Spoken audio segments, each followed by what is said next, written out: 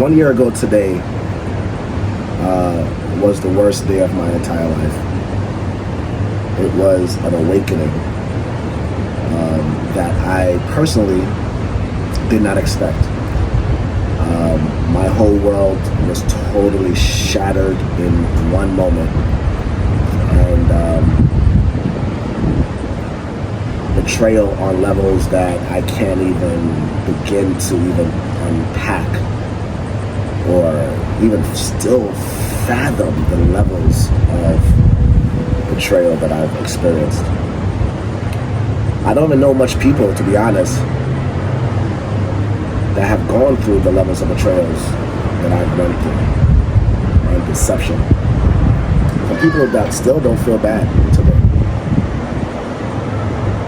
I want to send this out to the people that feel discouraged because you have been hoodwinked, you have been bamboozled, you have been flim-flammed, you have been scammed and shammed by the ones that you love. What do you do in these type of situations and these type of events and scenarios where you are literally moving through life, doing the best that you possibly can, and life happens, and you now experience depression?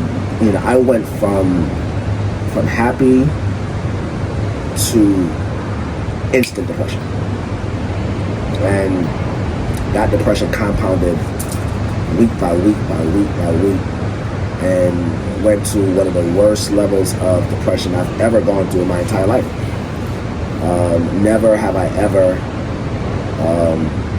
thought that my life would go this route, and I had to do a few things in order for me to still stand today. I want to share those things that I did with you guys. So if you're going through betrayals in any kind, or if you're going through any type of, people that you thought loved you and cared about you mishandled you, misused you, took you for granted, you're still not even getting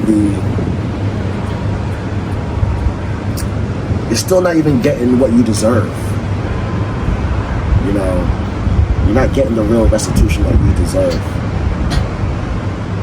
This is what I did. The first thing that I needed was God. Now, listen, this is why I believe, I'm not here to preach to you guys. I'm going to preach to you guys for a little bit. This is why I believe personally that you need a relationship with God. Because to be quite frank, if there's anything that taught me that this year, that I need a deeper, closer relationship with God, it was the situation that I just came out of. Because I said to myself, man, one, I probably would have seen things much more. But two, when life begins to get crazy and you feel suicidal, you feel like all hope is gone, you gotta go pull on a source, right? You gotta pull on a source that pulls you back in.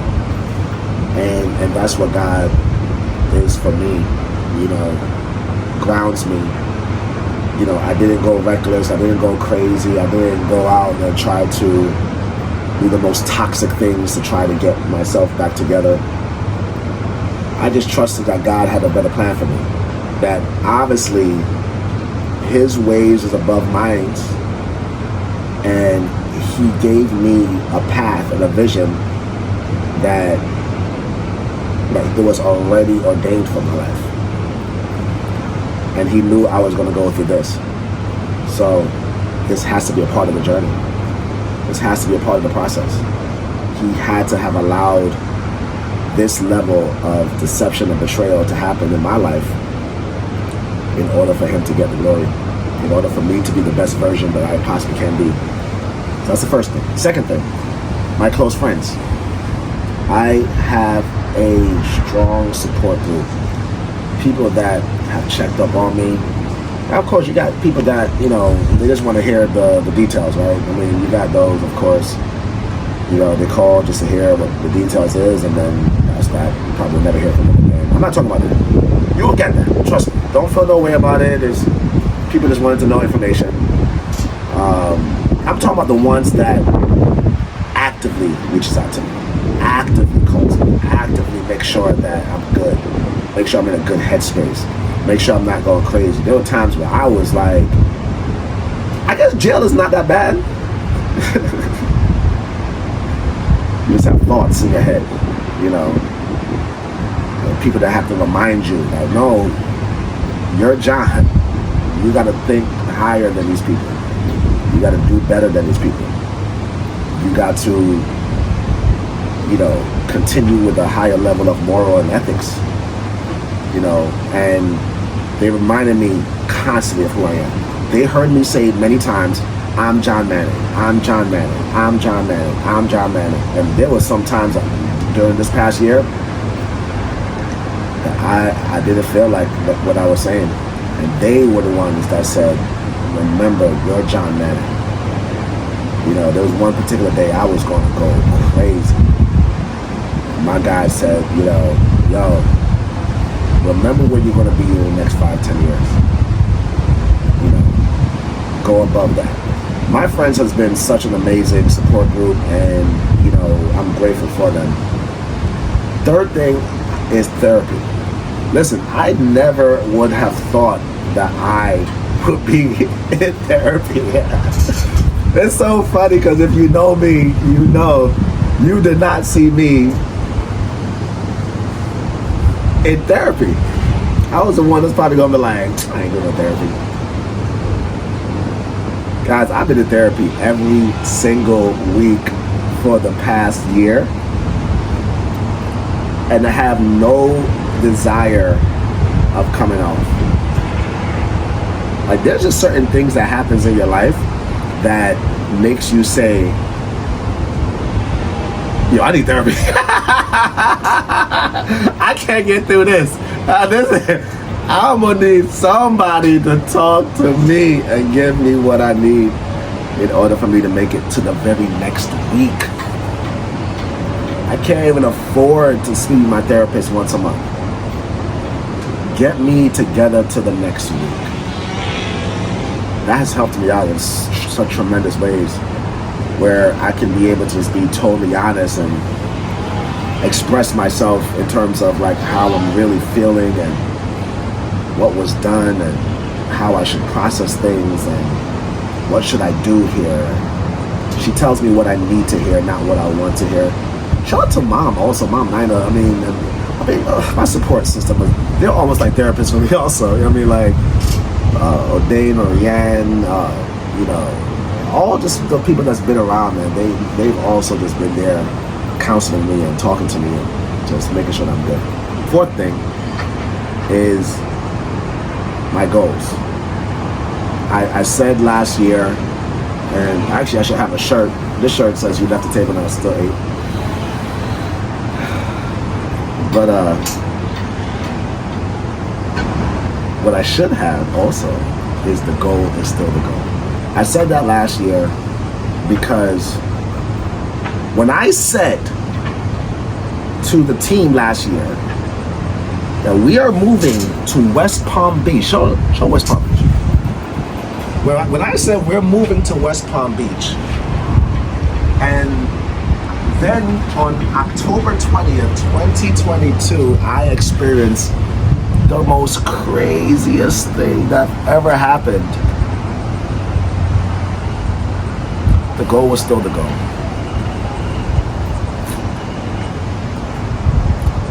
The goal was still the goal. Was it the exact way that I thought? No. You envision the people coming with you. You envision the lives that you've spent years impacting and changing. Honestly, I'm at a point now where I realize you can help people all day long and they don't give two hoots anyway. They're going to do what they want to do. So I set a vision now for where God is bringing me. Who's going to come along is going to come along. Who's not, is not. But the goal is still going to be the goal. I never would have thought that 1 year later, this is where I would be, going from the worst period of my entire life to not out of the woods, still going through my ebbs and flows, but definitely nothing like it was earlier this year, right? I mean, picture me looking at this all day long. I'd just be in a depressed state. It's just not happening. But staying on top of your goals has been a huge help in just realigning. And this is what I tell leaders all the time. Last year, I had to literally lead people while in depression. I had to lead people build the business back while crying on a day-to-day basis, arguing, fighting, frustrating, wanting to do the most craziest things, wanting vengeance.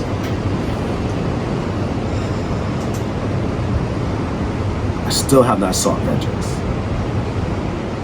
even though it probably would have been in my right to. But vengeance is God's. So He will have the vengeance. He will have the last say. I had to still lead people though. I had to get up in front of the select people that were still there and tell them, we're going to get through this. I never forget jumping on with some of my leaders. There was a few of them in there. Some of them even left after that meeting. But I remember with tears in my eyes, I told them, we are going to get through this. And next year will be one of the best years. And if you rocking with me, then we rocking. And this year is one of our best years. We had such a phenomenal year this year. And the lives that we're changing in the company, people that's making the most money they've ever made, that realigned my focus back to where I need to be. So now, through all the pain and all the things I've gone through, it was only right for me to now figure out what I want for my life. And I chose to move down here to Florida. I wanted to encourage you guys and give you guys just a little bit more vulnerable side of myself. A side that you don't see, and honestly, you're probably not going to see as much. I'm going to focus on whatever I need to do to help whoever needs to be helped, and work on myself being a better version. But if this helps you in any way, if you got a phone call that changed everything, if you got an email that shifted everything, if you seen something or heard something or anything that just wrecked the very foundations of your world, don't give up. Don't give up. I'm going to encourage you guys. Building a team, relationships, no matter what it is. If you had great moments with the wrong people around you, imagine getting the right people around you. Eyes haven't seen, because I know I haven't seen. So keep going, keep pushing, keep grinding. Put God on your side. Get the right people around you that will speak the right things to you. The right things. Like, I didn't get the people around me that would tell me, yeah, man, go over here and do all that. I got people that say, no, John, sit down. Don't send that text. Don't, I had my therapist that was constantly on me, making sure that I'm good. And then I had the goals that I had set forward. October 20th is a day I'll never forget. I thought I would call this day the day of betrayals. But it's really the day of awakening. It's the day my eyes was opened. It's the day that God had mercy on me. It's the day that I realized God actually cares about me. Even though I wasn't the greatest in relationships with Him throughout the years, that God, He actually really cares about me. He cares about me enough to expose and awaken the things that are hidden, so I can be better. So I'll be better. Thank you guys. It's only right.